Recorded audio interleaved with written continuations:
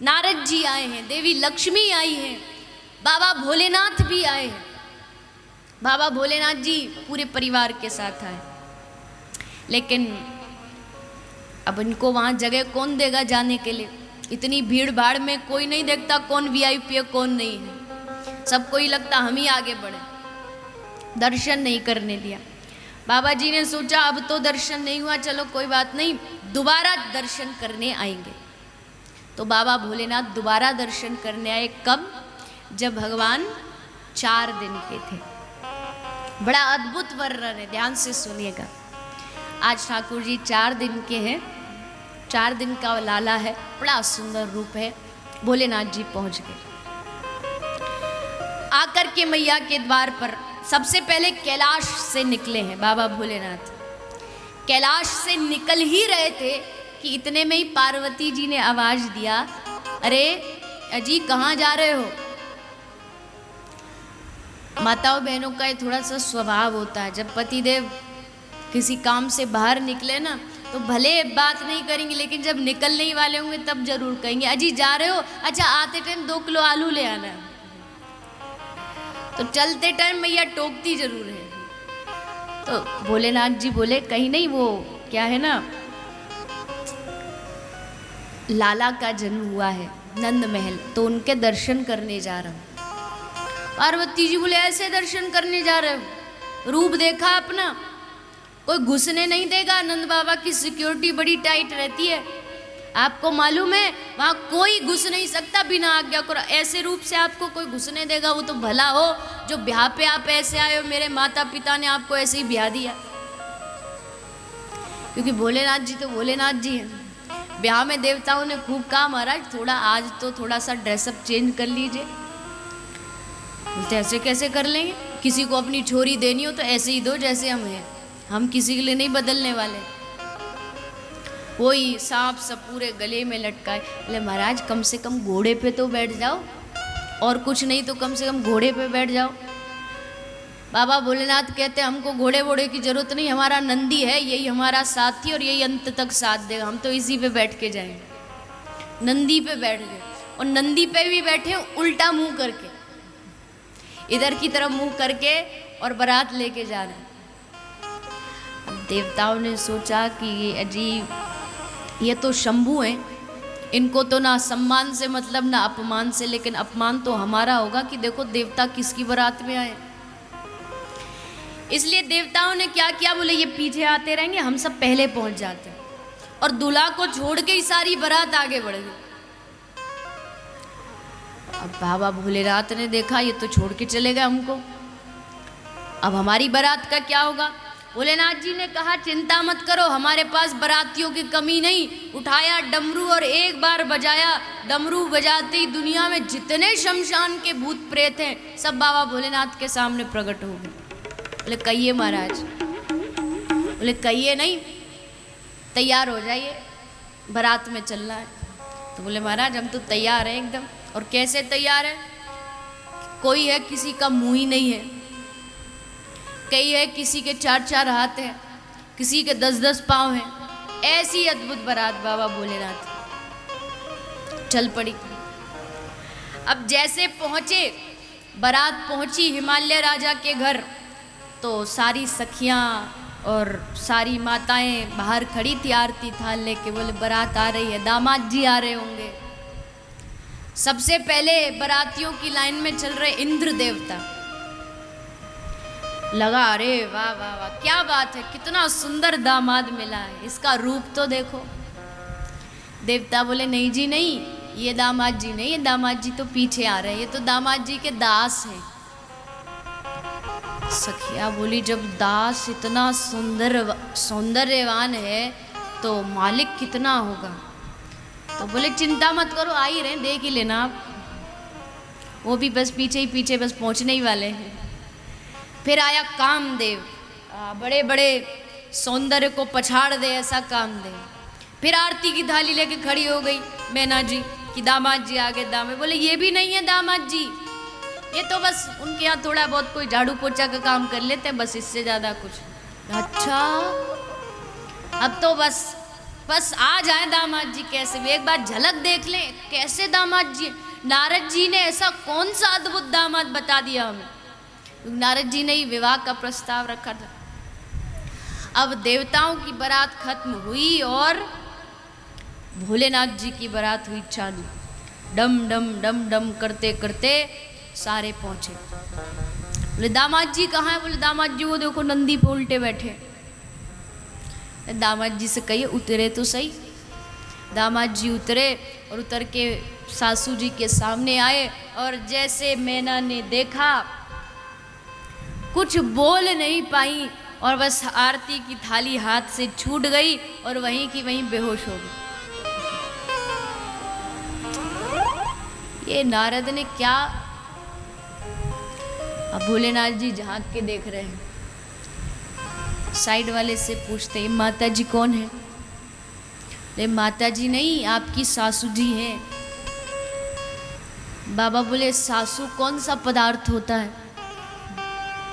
ले बाबा पूछो मत, बड़ा अद्भुत पदार्थ होता, आपको इन्हीं से लेना देना, आगे यही अपनी छोरी देंगे।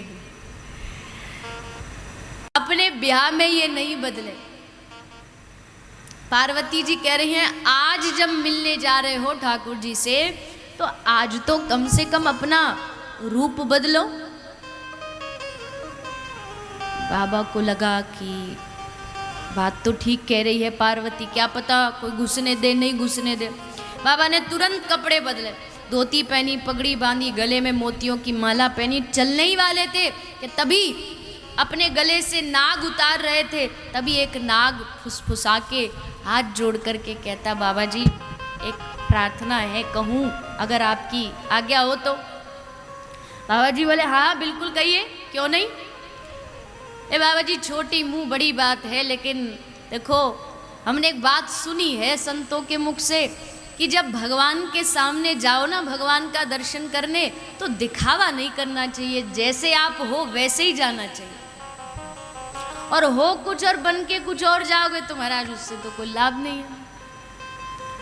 बाबा भोलेनाथ बोले वाह मेरे बेटे, ये तू ही मेरा सच्चा साथी और मैं तुझे ही छोड़ के जा रहा हूँ, ऐसे कैसे जा सकता हूँ। बोले बिल्कुल नहीं बिल्कुल नहीं।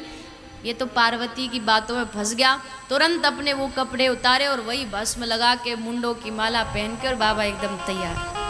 अब तो यही रूप में जाएंगे, दर्शन करा दे तो करा दे, नहीं कराए तो वो जाने। और लेके अपना त्रिशूल बाबा भोलेनाथ आ गए मैया के घर और आकर के जोर जोर से आवाज लगाई अलख निरंजन अलख निरंजन, अरियो मैया दरवाजा खोल दरवाजा खोल। मैया को लगा कोई द्वार पर साधु आए, गोपी को कहा दासी को कारी जरा जाइयो देखियो कौन बाबा जी आयो द्वार पे। गोपी दौड़ के गई, जाके देखा, बोला मैया एक ऐसो बाबा जी आयो ना भूतो ना भविष्यति, ना कभी देखो होगो मैया तेने ना कभी देखेगी। ऐसो कौन सो बाबा जी आगो? बोले मैया तू ही चली जा। मैया बड़े भाव से गई, द्वार पर संत आए घर में तो इससे बड़ा क्या हो सकता। मैया पहुंच गई और जैसे मैया बाहर गई बाबा का दर्शन किया, बस मैया खड़ी खड़ी कांप रही है। बोले बाबा जी कहाँ ते पधारे हो? बोले मैया बड़ी दूर ते आए हैं, हिमालय की गुफा में ते आए हैं। अच्छा बाबा जी कहाँ लोगे? भोजन पाओगे कि सोना लोगे कि चांदी लोगे, कहाँ लोगे? बोली अरे मैया तो को हमारे स्वरूप पे देख के लग रहे हो कि हमको सोने चांदी की जरूरत है। अरे मैया हमको सोने चांदी की आवश्यकता नहीं, तो फिर बाबा कहाँ चाहिए? ले मैया मैं तो बड़ी दूर ते तेरे लाला को दर्शन करने आयो, मैं तेरे हमने सुनो है तेरे घर लाला भयो है, एक बार वाको हमको दर्शन करवा दे। भैया ने कहा बाबा आपके कहियो कहाँ मांगने आयो तू? बोले मैया मांग नहीं रहे हो, तेरे लाला के दर्शन की इच्छा लेके आए। मैया बोली बाबा देख तू जो कहेगो मैं तो को दे दूंगी, तू कहेगो मोकू मैया एक बड़ो महल दे दे तो बाबा महल भी दे दूंगी, पर अपने छोरा के दर्शन नहीं कराऊंगी। बाबा बोले नहीं कराएगी? क्यों नहीं कराएगी? मैया बोली बाबा तेने अपनो रूप देखो है, तेरे रूप पे देख के मो 80 बरस की बूढ़ी डोकरी है डर लग रहे हो है, तो मेरे 4 दिन के छोरा की क्या हालत होगी। इतनो छोटो सो लाला और तेरे सामने लाऊं, कहा पतो तेरे गले में ते कोई सांप सपूरो उतर के मेरे छोरा पे चढ़ गयो तो। अरे मैया तू नहीं जाने, तेरो छोरा ऐसो वैसो नहीं है, सांपन ते नहीं डर पे वो। अरे मैया वो तो सांप पे सोवे है। और कहा बताऊं मैया, आगे भविष्य में चल के तो वो 100 बनवारे सांप के ऊपर नाचेगो। सांप तो वाके वश में रहे। मैया बोली बाबा मेरो छोरा जो है ना ग्वारिया को छोरा है, सपेरा को छोरा नहीं है कि सांपन पे नाचेगो। और वैसे भी बाबा है सके तेरे जहाँ तू आयो है, जहाँ लाला ते मिलने आयो है, शायद तू गलत एड्रेस पे आ गए हो, कहीं और जानो चाहिए तो। क्योंकि मेरे घर में जो लाला रहे ना वो सांप वापन ते नहीं खेले, वो तो 4 दिन को लाला है। भूख लगे तो रोवे, हंसे, बात करे, तो बाबा लगे तू गलत जगह आ गए हो। बाबा बोले नारी मैया मैं गलत जगह नहीं आयो, एकदम सही जगह आयो, तेरे लाला के दर्शन करने आयो हूँ।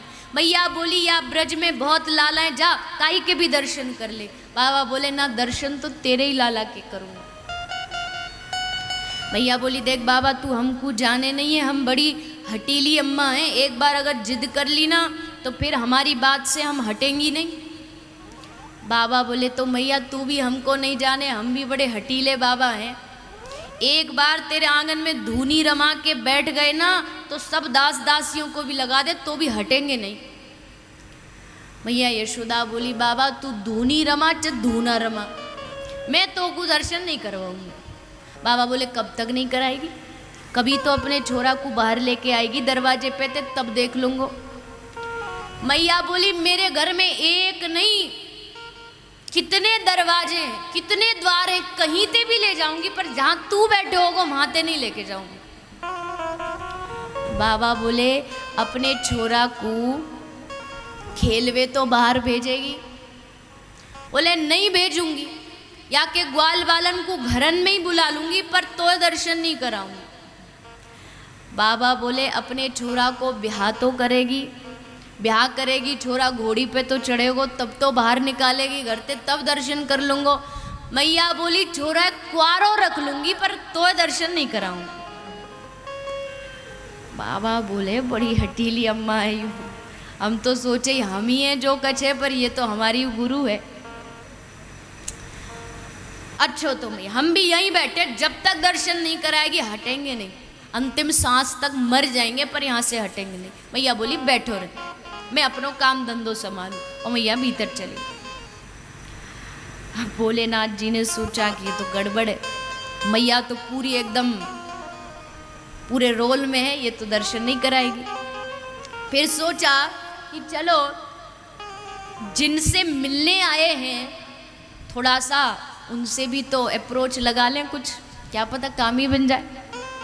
भोलेनाथ जी मन ही मन ठाकुर जी को कहते अरे प्रभु ये कोई बात हुई, हम इतने दूर से आपका दर्शन करने और आप भीतर झुक के बैठ गए, अरे कुछ लीला करके कुछ एक बार कुछ करो ना। अब बेचारे ठाकुर जी बीच में फंस गए, एक तरफ मैया एक तरफ बाबा, किसकी माने। लेकिन बाबा अरे बाबा अगर दर्शन करना है तो कुछ दिन बाद आ जाते, हमको थोड़ा बड़ा हो जाने देते, कुछ बोलते, हम अपने पाँव से चल के बाहर आ जाते। अब तो 4 दिन के कुछ कर भी नहीं सकते रोने के अलावा। बोले हाँ प्रभु बस यही कर दो, यही करो, यही नाटक आपका सबसे बढ़िया रहेगा। बोले क्या? बोले रोना आरंभ करो। ठाकुर जी ने सोचा ये एकदम बढ़िया नाटक रहेगा, और श्री ठाकुर जी ने पल्ले में पड़े पड़े रोना आरंभ किया। रोना आरंभ किया, जोर जोर से रोने लगे, जोर जोर से रोने लगे। अब देखो कभी कभी बच्चे रोते हैं ना, एक तो होता सचमुच रोना, एक होता नाटक करके रोना। एक नाटक करके जब बच्चे रोते हैं ना तो बड़े ट्यून में रोते हैं, इसका मतलब पक्का नाटक कर रहा है। वो एकदम रिदम में रोते, एकदम ताल में। तो ऐसे ही ठाकुर जी रो रहे हैं। अब जैसे रोने की आवाज़ आई तो आवाज़ बाहर गई। अब बाहर गई तो एक गोपी बाहर से भीतर आई। अरे मैया कहा कर रही है? तो को तो लगे छोरा भी पाल लो, नहीं आवे देख छोरा रो रहे और तू आराम से बैठी है। मैया बोली गोपी कहा करूं? बोले रो रहे हो है तो याकू कछु दूध पिला, कछु माखन मिश्री खिला। मैया ने दूध पिला दियो, अब भी चुप नहीं हुए। मैया खिलौना लेकर के झन झन झन हिलाई, तब भी चुप नहीं हुए। मैया ने पल्ला में झुलाए, तब भी चुप नहीं हुए। गोपी तो चुप ही नहीं है, अब कहा करे। गोपी बोली मैया मोकू तो लगे तेरे छोरा पे काई गोपी ने नजर लगा दी, क्योंकि मैया भूखो हो तो दूध भी पिला दियो, चुप है जातो। मैया कछु खेल खिलौना चाहिए तो चुप है जातो, पर मैया ये तो काई गोपी ने नजर लगाई है। मैया बोली अब कहा करे? बोले कहा करे का नजर उतारो या की? बोले कैसे नजर उतारे? बोले जा रसोई ते वो लेके आ, राई नून लेके आ भीतर थे। मैया गई, नमक लाई, राई मिर्ची लाई और लाला की नजर उतारी। आए की, पलाए की, अड़ोसन की, पड़ोसन की, भूतनी, पिशाचनी, यहाँ की, वहाँ की, इधर की, उधर की, सब मेरे लाला के ऊपर से उतर जाए। अब नजर उतारी। अब नजर उतारने के बाद तो कान्हा कम रोने चाहिए, पर ये और उल्टा डबल हो गए और जोर जोर से रोने लगे। गोपी अब कहा करे, ये तो अब भी चुप नहीं हुए। और गोपी नए नए आइडिया देती जा रही है। बोली मैया देख दूध भी पिला दियो, तब भी चुप नहीं भयो, या को खिलौना भी दियो तो भी चुप नहीं हो, नजर उतारी तो भी चुप नहीं भयो। अब तो मैया वो पक्की पतो चल गई बीमारी कहाँ है। मैया बोली कहाँ बीमारी है?